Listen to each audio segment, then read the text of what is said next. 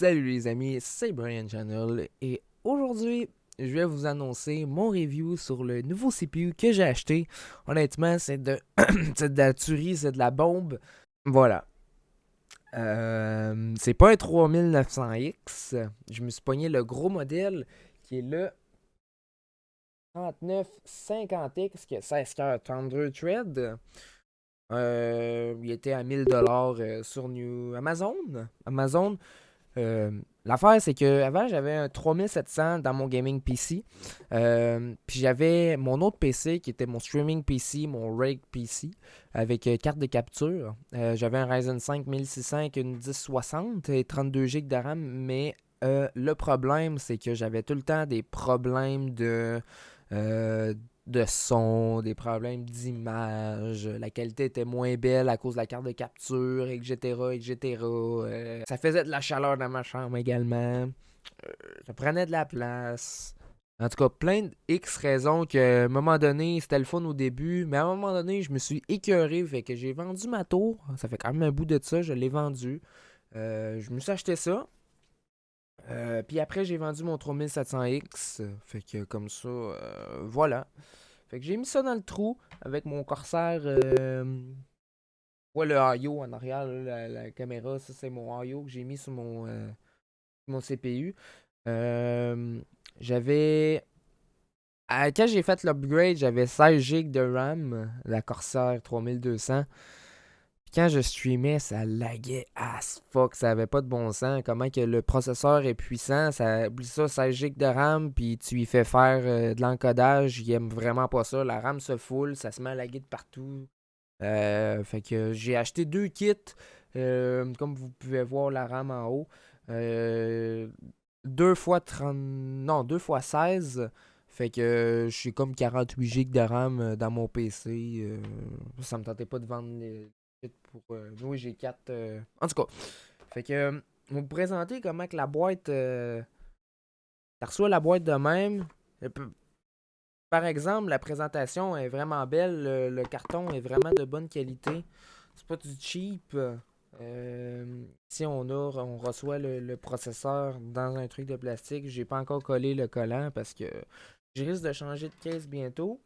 Parce que en tout cas, il commence à m'énerver. On a un gros truc en mousse pour protéger. Puis, ça ressemble pas mal à ça. Honnêtement, très, très belle boîte. Belle présentation. Certes, j'aurais dû prendre le 3009, pas le 3900, le 5000, attends un peu, c'est ça?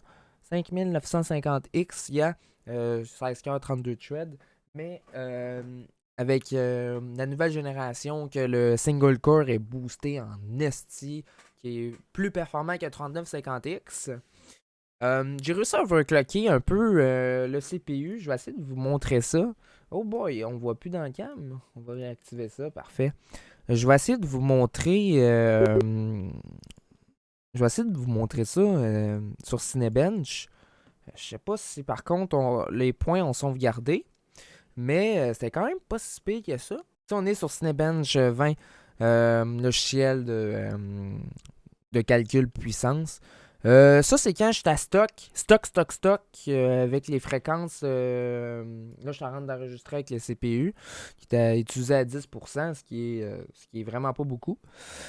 Là, j'étais à fréquence stock, là, ça dit 4.20, mais en fait, je cloque sur quelques cœurs à 4.20.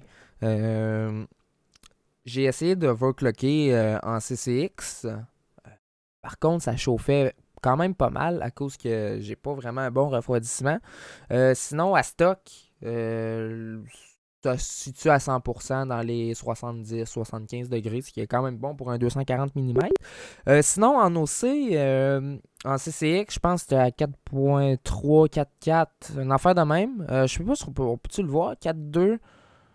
En tout cas, j'ai réussi à avoir 9746 points en multicore. J'ai déjà tapé le 10 500 points, mais j'étais vraiment limite. Là, le CPU il est en surchauffe. Là, 80-90 degrés. C'est pas mal le max que le CPU peut prendre.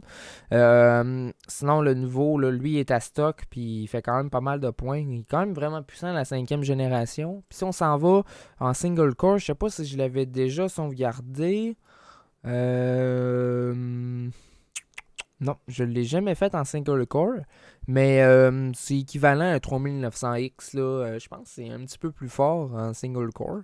Mais un coup que tu overclock, tu perds en single core, c'est vraiment stupide. Pour de vrai, c'est tellement hyper puissant. Avoir 16 cœurs, 32 threads, je regrette vraiment pas mon achat. Surtout pour le streaming, qui est. Ça, c'est quand j'enregistre. Je mets 6500, je sais que c'est overkill un peu. Je stream en slow avec une ligne de code custom. Par, co- Par contre, je fais du 1600 par 900 parce que je trouve que le 1080p sur Twitch, c'est un peu merdique.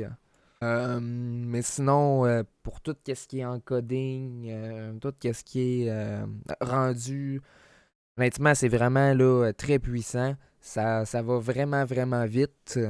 Ça performe super bien dans les jeux, rien à dire. J'ai jamais eu de problème de blue screen. Oui, j'ai eu un blue screen là, à un moment donné, mais je sais pas pourquoi, mais ça l'a parfait. Mais c'est super stable. Je pense que le plus long que j'ai streamé avec le CPU qui roulait tout le temps à 50-60% environ. J'avais streamé 13h12 ou 13 heures de temps. Puis ça avait même pas crash, c'était super stable. Ouais, j'étais vraiment content. C'était quasi aussi stable que quand je streamais avec deux PC. Mais au moins avec deux PC, l'avantage c'est que si ton gaming PC il blue screen, mettons, il y a une erreur dans Windows ou patente de même. Bon, au moins, tu sais, c'est pas ton streaming PC qui est affecté, fait que ça coupe pas, t'as pas d'interruption de données ou tu vas juste redémarrer ton gaming PC, puis le stream continue pareil. Ça qui est nice aussi.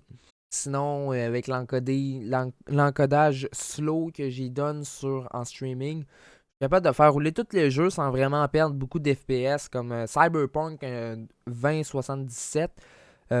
Par contre, j'ai eu des petits problèmes avec le jeu parce que je l'ai installé comme un idiot sur un hard drive. Fait que c'était comme un peu sur PS4, c'était vraiment dégueulasse.